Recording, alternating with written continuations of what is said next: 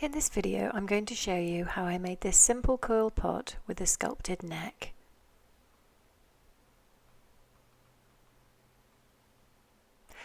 When I'm making a coil pot, the first thing that I start off with is making a batch of coils. I cover them with plastic and I keep them to one side so that I can just carry on working without having to stop and make more. There is a bit of a knack to making coils, and if you're new to it, have a look at this video. I made another video on how to make even clay coils. I'll put a link in this video to that one so you can have a look at that. I don't want to make this video too lengthy, so I will just do a short demonstration here, and if you want to know more, have a look at my other video. But I do make a batch. Here I've made a little batch there. Normally I make about 5. Then when I've made a batch of coils, I get a ball of clay about the size of an orange and press it down with the heel of my hand on a slightly damp surface so not to dry it out. And then using a rolling pin I roll out a slab of clay about the thickness of my pinky finger.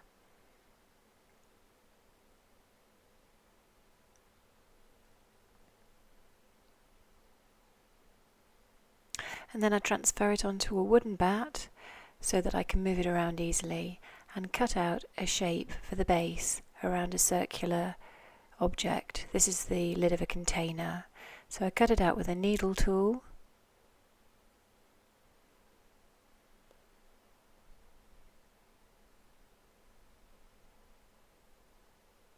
And then just slice through the spare piece of clay and peel the excess away.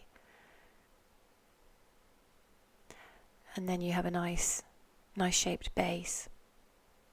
And what you'll notice with this particular base is that magically it turns into a smaller piece of clay. And actually what happened was I decided that I wanted to use I wanted to have a smaller base, so I used a smaller container lid and cut around that, but I didn't want to go through showing you the whole process again because there's no point, because it was exactly the same process just with a smaller lid.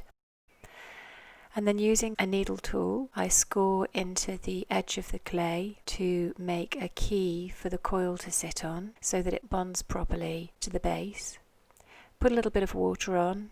You can use slip if you like, but this clay is pretty soft, so it doesn't really need to be slip. Water is fine. And then I use a coil. I just position the coil around the base to measure it out.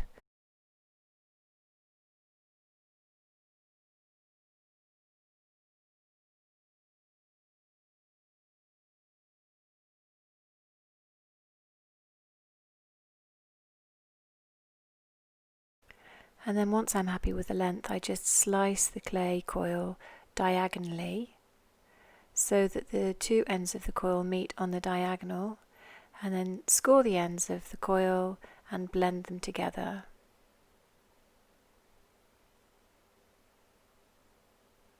And then using a wooden tool, I blend the inside of the pot to make a good seal, to make sure that the coil is attached firmly to the base, and to make sure that it's watertight once it's glazed so that it could be used as a vase.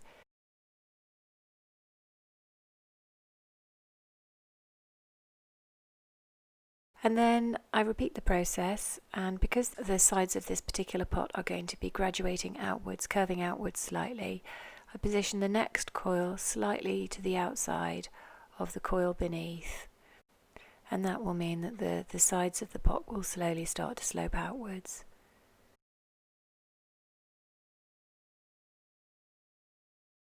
So just repeat the process of measuring it out, slicing it on a diagonal. The reason I slice it on the diagonal is just because it creates a better bond. It's harder when the clay dries and shrinks, it's harder for the pieces of clay to pop apart.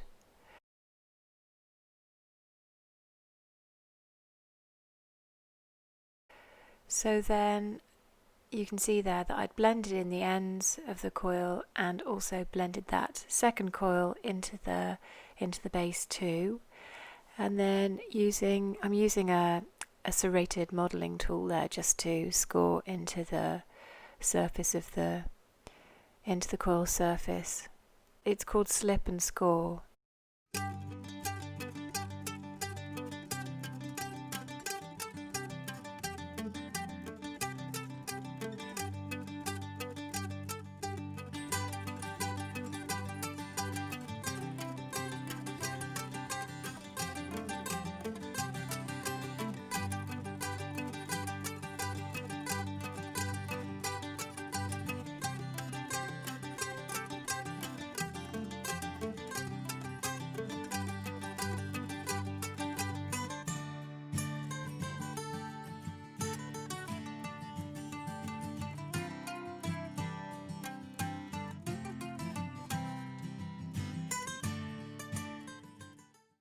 So once I've reached the shoulder of the pot and I want the walls of the pot to start graduating back in again, what I do is I start to position the coil on the inside of the coil beneath, slightly to the inside, which means that the walls of the pot will start sloping inwards.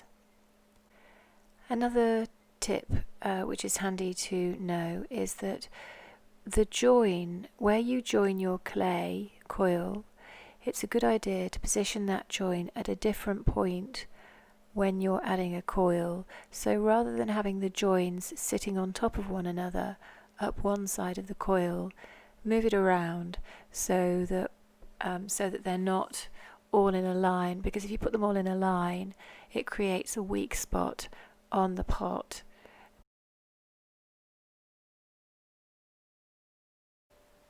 So this is the last coil on the pot before I start working on the neck.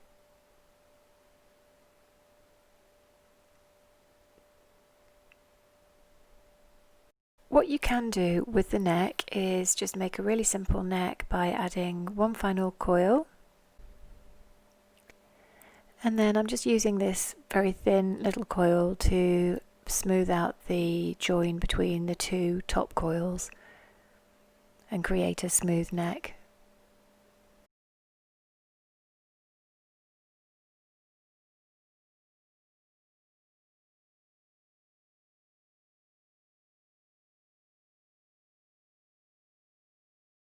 And I think that simple neck looks quite nice as it is. But what I decided to do is I wanted to build something a bit more sculptural, I guess, as a feature, to make a feature out of the collar on the pot. So I'm just building up one side here using part of a coil, and it's the same technique of scoring the surface so the two sides key into one another, putting a bit of, it is actually slip on there rather than just water, slipping and scoring and then blending it in the same way. And really you can make the neck into any shape that you like by just adding sections of coil, making it asymmetrical if you like.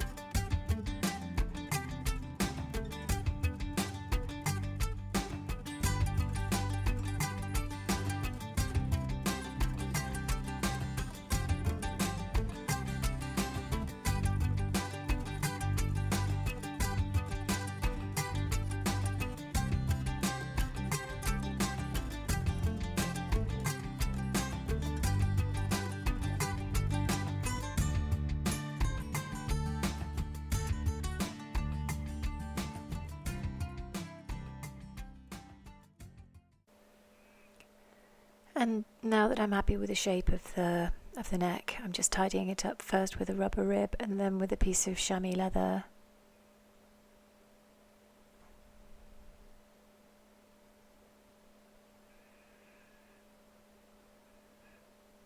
And doing a final little bit of shaping with a modelling tool.